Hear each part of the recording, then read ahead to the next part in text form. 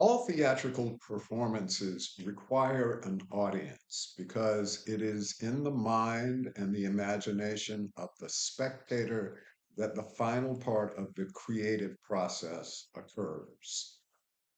Playwrights write plays to be performed, and therefore they have a hope that eventually one day their written text will be taken up by a director, translated into a performance, and viewed by an audience. That is their goal. An audience does so much for the performance. It certainly gives the director an opportunity to see their creativity on stage. And for the performers, it builds up a confidence and an appreciation for their work in the performance. Going to a play, as we know, is very different from attending a film. Process is different. You, first of all, have to decide on a performance that fits into your schedule. Most theatrical performances start at 8 o'clock in the evening, at 3 o'clock on Sundays for a matinee. And there is a limited run. So you only have a limited number of opportunities to see a play or a performance of a play. And then you have to make a reservation. You have to wonder, what do I wear? All of a sudden, there is a concern about appearance when you go to the theater.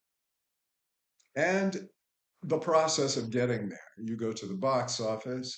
If you requested that your tickets remain at the box office at what is called will call, you will go to the box office and pick up your tickets. If you by chance printed your ticket at home, which you have the option of doing with most ticketing companies, you present your ticket to an usher. You are given a playbill and you are taken to your seat. As you are sitting there, you hear pre show music while you read your program.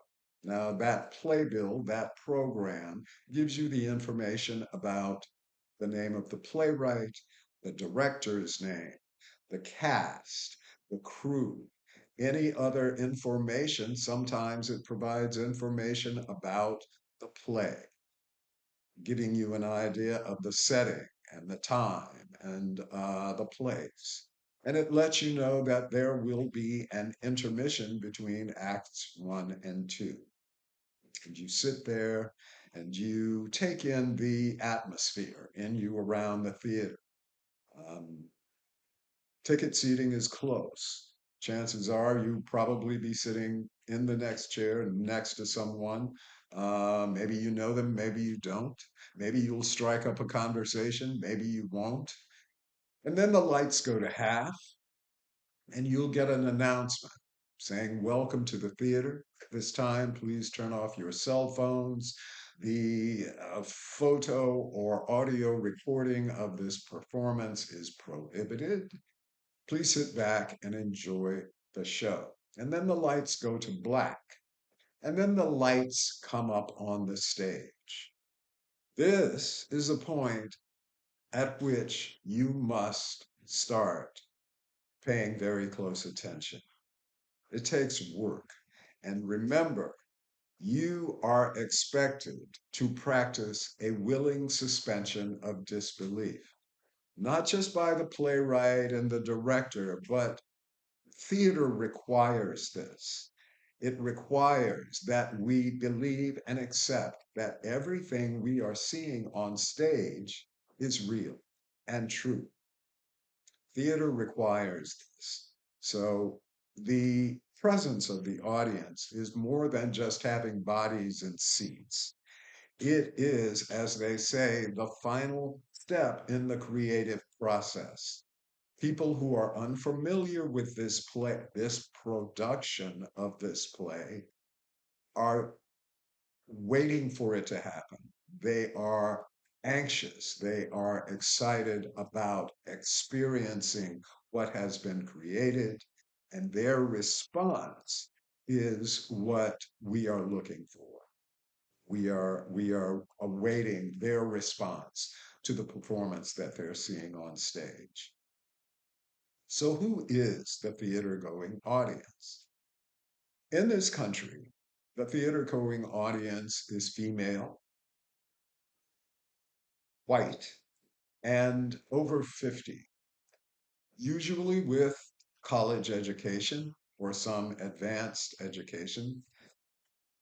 This is the theater going demographic all over the country, and it has been for many, many years. Women go to theater more than men do. Men come with women. Um, it's very important to maintain your audience.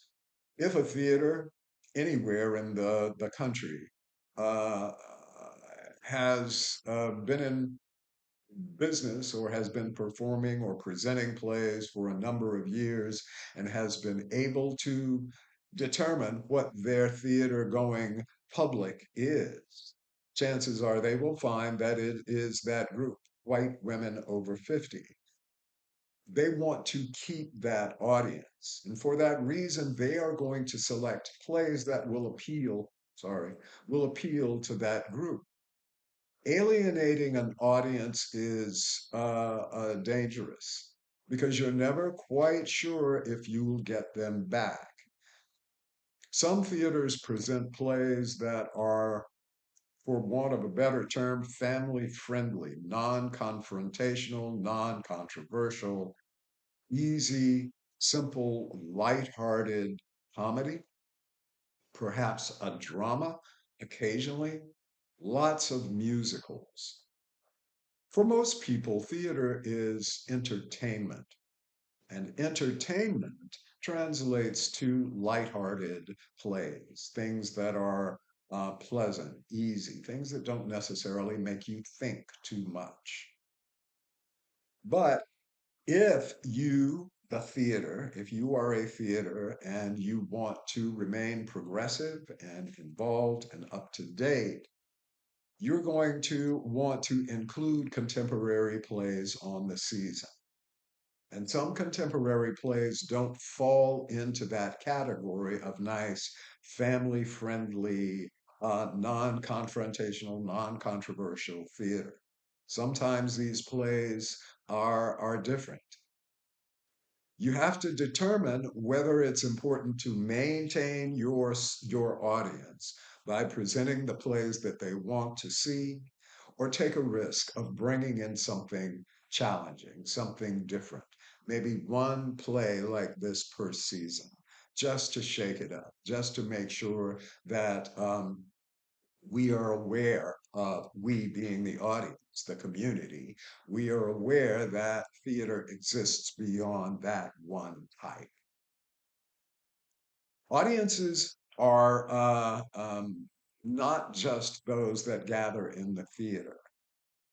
Theaters make an effort to go out and find audiences. Most theaters have a community oriented program that takes theater to communities that are underserved or performs for it varies. You can perform for senior centers, senior citizens in elder care arrangements. You can perform in prisons. Taking theater to the people is an effort to bring theater to the world, not just the people who are able to come in, make that reservation, and sit in the theater and watch it. This makes theater accessible, and that is truly the goal, is to make sure that people are able to attend and see these plays. We are all critics of just about everything, especially now in this time in our culture. We uh, are not hesitant to offer our criticism of something. And criticism carries with it a somewhat negative connotation. We are going to go in and judge. We are going to judge, and our judgment is going to be negative. I'll be right back.